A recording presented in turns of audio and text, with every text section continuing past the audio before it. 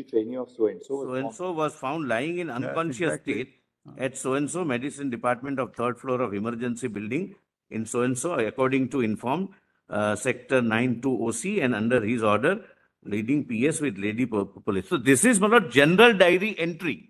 What is That is what DD is. That's not what somebody has lost the That's life. according to the Don't rules. at least No, no, laugh. 1 second. Don't According at to least rules laugh. Maharaj, that we follow, A girl has these lost her regulations we've life done in accordance. Medical College Hospital Police. Hello everyone, আজকে আরজি করের যে doctor rape এবং murder যে কেসের hearing supreme কোর্টে ছিল, তো আজকে সুপ্রিম কোর্টে সেই হিয়ারিং এ যে একটা কপিল সিব্বল, যিনি ওয়েস্ট বেঙ্গল গভর্নমেন্টের তরফ থেকে কিন্তু কেস লড়ছেন, এবং সেখানে যে এসজি তুষার মেহতা যিনি রয়েছেন, অর্থাৎ অপোজিশনে গভর্নমেন্ট অফ ইন্ডিয়ার হয়ে, তিনি কিন্তু এই কথাই বলেছেন, অর্থাৎ ভিকটিমের হয়ে যিনি লড়ছেন, তিনি বলেছেন যে কপিল সিব্বলকে এটা দেখবে যে somebody has lost their life, don't love, at least laugh, মানে হাসতে বারণ করে। যে কি ঘটেছিল কেসটা সমস্ত কিছু তোমরা প্রথমে ভিডিওতে আমরা তোমাদেরকে দেখিয়ে দিলাম। তো চলো আজকের আমরা ভিডিওতে ডিটেলসে জেনে নিই যে কি বিষয়টা হয়েছিল। তো নমস্কার, আমি Shubho, welcome to our channel general affairs.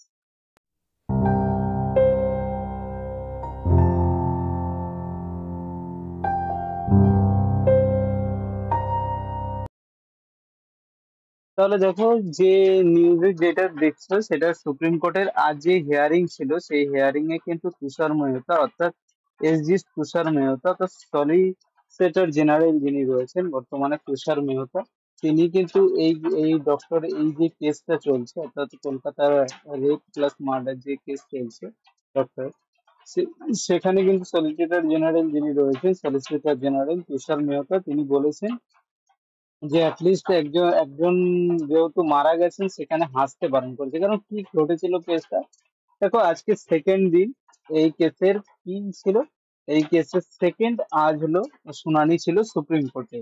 কারণ সুপ্রিম কোর্টে সুমোটো, অর্থাৎ এই কেসটা সুমোটো কেস নিয়েছে। অর্থাৎ সুমোটো বলতে মানে কোনো কেসটাকে সুপ্রিম কোর্ট কোনো বিপক্ষ থেকে অ্যাপ্লাই করা, কেউ অ্যাপ্লাই না করা সত্ত্বেও সুপ্রিম কোর্ট নিজের আওতায় নেয়, অ্যাকশন নিচ্ছে, এবং তার শুনানি হাইকোর্ট থেকে বর্তমানে কিন্তু সুপ্রিম কোর্টে রয়েছে। তো এই যে সুপ্রিম কোর্টে রয়েছে, সে এখানে কি হয়েছে, এখানে সলিসিটর জেনারেল যিনি রয়েছেন তিনি কপিল সিব্বল। কপিল সিব্বল কে রয়েছেন, কপিল সিব্বল হলো একজন এমপি প্লাস একজন সুপ্রিম কোর্টের বার কাউন্সিলের প্রেসিডেন্টও বলতে পারো, প্লাস সুপ্রিম কোর্টের একজন হলো উকিল রয়েছেন, ঠিক আছে, একজন বরিষ্ঠ উকিল। তিনি হলো ওয়েস্ট বেঙ্গল গভর্নমেন্টের তরফ থেকে কিন্তু এই কেসটা লড়ছেন।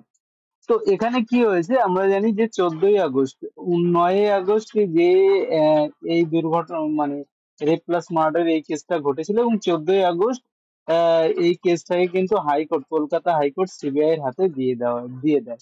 এবং যখন সেন্টার সিবিআই যে কেসটাকে যখন দেওয়া হয়েছে, ঠিক আছে, তখন তার পক্ষ থেকে মেহতা কিন্তু এই সিবিআই এর তরফ থেকেই কেসটা লড়ছিল এবং তার যা রিপ্রেজেন্ট করছিল, ঠিক আছে, এবং যে টাইম লাইন গুলো রয়েছে, অর্থাৎ কখন কি কি ঘটেছে সেগুলো কিন্তু হাইলাইট করছিলেন। এবং সেম ঠিক সেই সময় কিন্তু, এবং যে ওয়েস্ট বেঙ্গল পুলিশের তরফ থেকে বলা হচ্ছে যে নেগলিজেন্সি যেটা হয়েছে সেই কারণেই কিন্তু সেইগুলো তিনি টাইম লাইন গুলো বলছিলেন। তখনই কপিল সিব্বল যিনি রয়েছেন, অর্থাৎ ওয়েস্ট বেঙ্গল পুলিশের হয়ে যিনি, ওয়েস্ট বেঙ্গল যে গভর্নমেন্টের হয়ে যিনি কেস লড়ছেন, তিনি কি করেন, তার মাঝে কিন্তু ভেসে ওঠেন, এবং তখনই এই রিমার্কটা কিন্তু দেওয়া হয়। মেহতা এই রিমার্কটা কপিল সিব্বলকে দেয় যে don't love, at least someone is killed বা মার্ডার, ঠিক আছে। ঠিক আছে, তো এখন দেখো someone has lost their life বা কিল বা মার্ডার যা বলে। তা এই যে রয়েছে, এই নিয়ে বিজেপির অমিত মালভিয়া একজন রয়েছেন, যিনি এক্সে অর্থাৎ টুইটারে পোস্ট করেছেন, এবং এই ভিডিওটা যেটা দেখলে সেই ক্লিপটাকে পোস্ট করেছেন, এবং তিনি বলেছেন যে এটা কমপ্লিটলি ইনসেনসিটিভ একটা ডিসপ্লে বলা যেতে পারে। কারণ মমতা ব্যানার্জির হয়ে যে যে যে কেস লড়ছে তারা হলো কি কপিল সিব্বল, তিনি কিন্তু তার কোনো মানে বেদনা বা কোনো কিছু এখানে দেখায়নি যে একজন ডাক্তার মারা গেছেন সেই নিয়ে, এবং তিনি হাসছেন এই নিয়ে তিনি পোস্ট করেছেন। তোমরা পোস্টটাকে এখানে দেখতে পারো, এই যে পোস্টে সম্পূর্ণ দেওয়া রয়েছে তোমরা পোস্টটাকে, এবং ভিডিওটা তো তোমাদের দেখালাম।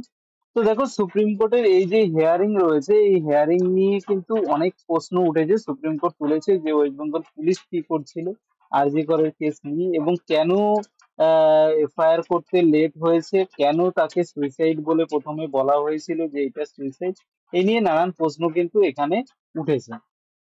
এবার প্রশ্ন হলো যে এই যে কেসটা তোমরা দেখেছো, সেখানে সুপ্রিম কোর্টে বর্তমানে তিনজন যিনি সুপ্রিম কোর্টের বিচারপতি, সিজেআই আমাদের যে রয়েছেন chief justice of India, DY Chandrachud, Dhananjaya Chandrachud যিনি রয়েছেন তিনি, এবং আহ, তার যে বেঞ্চ রয়েছে তারা কিন্তু এই রায় দিয়েছে যে যারা পিসফুল প্রোটেস্ট করছে তাদের হয়ে তাদেরকে কোনো রকম যেন ডিস্টার্ব না করা হয়, এবং তাদের প্রতি যেন কোনো রকম অ্যাকশন গভর্নমেন্ট থেকে না নেয়, সেটা কিন্তু তারা বলেছে। অর্থাৎ এইটা কিন্তু সিওই চন্দ্রচূড় এবং তার বেঞ্চ এটা কিন্তু রায় দিয়েছেন।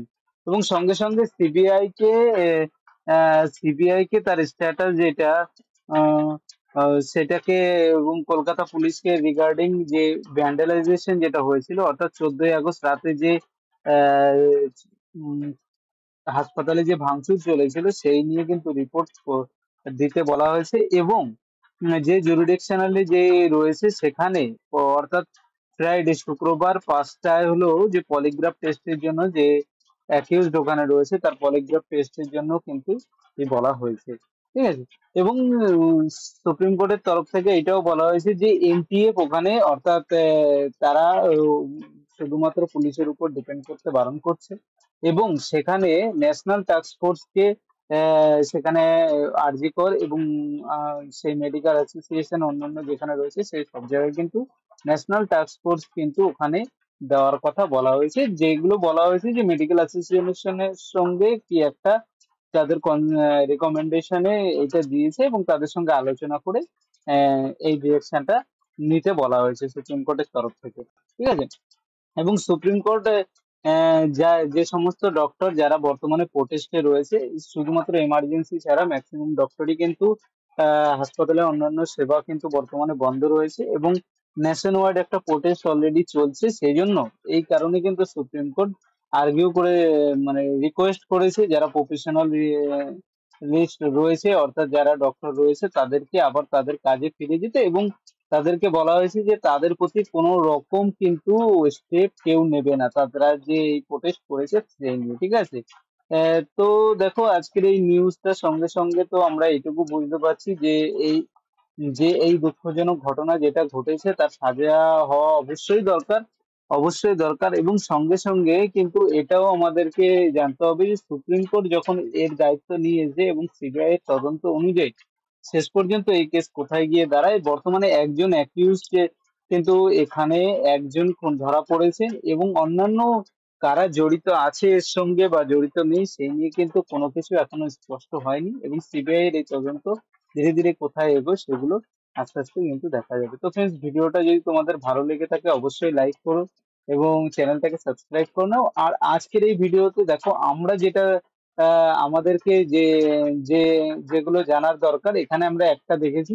একটা হলো আমাদের কি দেখেছি যে আমাদের সলিসিটর জেনারেল যে রয়েছে, একটা আমরা সলিসিটর জেনারেলের কথা শুনেছি যে এই সলিসিটর জেনারেল যে রয়েছে, ঠিক এই সলিসিটর জেনারেল কে রয়েছে বর্তমানে, তুষার মেহতা কিন্তু বর্তমানে সলিসিটর জেনারেল এখানে রয়েছে, ঠিক আছে। কে রয়েছে? তুষার মেহতা। হ্যাঁ, আর কে রয়েছে দেখো, সলিসিটর জেনারেল মানে কি আর অ্যাটর্নি জেনারেল মানে কি, এইটা তোমাদেরকে কিন্তু জানতে হবে। যে অ্যাটর্নি জেনারেল বলতে কি বোঝা হয়? অ্যাটর্নি জেনারেল হলো আমাদের যে গভর্নমেন্ট অফ ইন্ডিয়া যেটা রয়েছে, সেই গভর্নমেন্ট অফ ইন্ডিয়ার সব থেকে বড় মানে চিফ বা প্রধান যে অ্যাডভাইজার, লিগাল অ্যাডভাইজার, সে হলো অ্যাটর্নি জেনারেল অফ ইন্ডিয়া। বর্তমানে কে রয়েছেন? বর্তমানে অ্যাটর্নি জেনারেল অফ ইন্ডিয়া রয়েছেন আমাদের আর ভেঙ্কটরামানি, ঠিক আছে। আর ভেঙ্কটরামানি রয়েছে, যাকে এজিআই বলা হয়, অর্থাৎ অ্যাটর্নি জেনারেল অফ ইন্ডিয়া। আর সলিসিটর জেনারেল অফ ইন্ডিয়া যে রয়েছে সেটা কে রয়েছে? তুষার মেহতা। ইনি কি রয়েছে? এই অ্যাটর্নি জেনারেল অফ ইন্ডিয়া যে রয়েছে তার মানে কি বলতে পারে, তার পাশাপাশি মানে আমাদের সেকেন্ড মানে প্রথম আমরা যদি বলি চিফ হলো লিগাল অ্যাডভাইজার এটা, তাহলে সেকেন্ড চিফ লিগাল অ্যাডভাইজার হলো সলিসিটর জেনারেল অফ ইন্ডিয়া, ঠিক আছে। তো solicitor of general of India কে রয়েছে সেটা দেখলে তুষার মেহতা রয়েছে। আর এইবার দেখো এই অ্যাটর্নি জেনারেল অফ ইন্ডিয়া যেটা রয়েছে এবং সলিসিটর জেনারেল অফ ইন্ডিয়া তাদেরকে কারা এই করে, তাদেরকে কিন্তু মনে রাখবে আমাদের যে প্রেসিডেন্ট রয়েছেন, প্রেসিডেন্ট কিন্তু তাদেরকে কি করা হয়, প্রেসিডেন্ট তাদেরকে হলো নিযুক্ত করেন, ঠিক আছে। এবং তাদের মিনিমাম ক্যাটাগরি কি হতে হয়, তাদেরকে একজন সিজিআই অর্থাৎ একজন সুপ্রিম কোর্টের জাজ বা চিফ জাস্টিসের যা ক্রাইটেরিয়া দরকার, একজন অ্যাটর্নি জেনারেল এবং সলিসিটর জেনারেলেরও কিন্তু সেম ক্রাইটেরিয়া দরকার। অর্থাৎ তাদেরকে কি করতে হবে, মিনিমাম 5 বছর হলো হাইকোর্টে তাদেরকে জাজ থাকতে হবে, অথবা 10 বছর হলো হাইকোর্টের লয়ার হিসাবে তাদেরকে কিন্তু থাকতে হবে, তারপরেই তারা এখানে কিন্তু অ্যাপ্লাই মানে এর জন্য তারা উপযুক্ত হবে, ঠিক আছে। তো দেখো এর আগে যে আমাদের সলিসিটর জেনারেল অফ ইন্ডিয়া যে ছিল, sorry, attorney general of India ছিলেন কে কে ভেনুগোপাল ছিলেন, আর এখন বর্তমানে রয়েছে আর ভেঙ্কটরামন। এটা এক্সামে আসার মতো প্রশ্ন। আর তাদের স্যালারি কত, 2,25,000 টাকা এবং 2,70,000 টাকা অ্যানুয়ালি, ঠিক আছে। সরি, 27 লাখ টাকা অ্যানুয়ালি, ঠিক আছে। 2,25,000 এবং 27 লাখ টাকা এটা রয়েছে, ঠিক আছে। তো আর এই আর বর্তমানে আমাদের সিজিআই যে রয়েছে সেটা কে রয়েছে, বর্তমানে আমাদের সিজিআই রয়েছেন ডিওয়াই চন্দ্রচূড়, সেটা তো তোমরা জানো। ডিওয়াই চন্দ্রচূড় হলো আমাদের বর্তমানে সিজিআই যে রয়েছেন, অর্থাৎ chief justice of India, chief justice of India রয়েছেন, ঠিক আছে। তো ফ্রেন্ডস, ভিডিওটা ভালো লাগলে ভিডিওটাকে লাইক এবং শেয়ার করো, চ্যানেলে প্রথম হলে চ্যানেলটাকে কিন্তু অবশ্যই সাবস্ক্রাইব করে নাও।